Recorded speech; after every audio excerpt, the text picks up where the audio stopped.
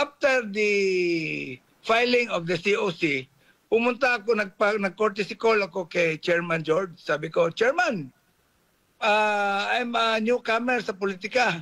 I want to serve. I want the all election laws to be followed. Ang sagot niya, o ilan ang registered voters sa inyo? Sabi ko, mga 300,000 po. Kailangan mo ng 300 million dyan. Sabi niya sa akin. Nahulog ako sa upuan ko. O nahulog ako, wala. Masabi, anong klase kung COMELEC chairman ito? Nagpaparinig ba siya?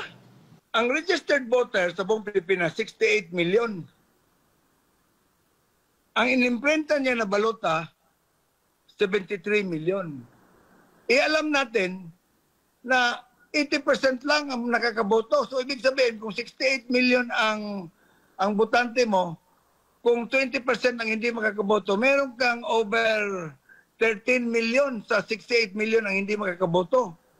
13 million plus. Ang ginawa pa niya, nagprinta pa siya ng additional 5 million. Yun na yun, yung dahilan kung bakit maraming instances sa umaga pa lang, nagja-jam na yung mga computer. Bakit? May laman na eh. Pinasukan na eh.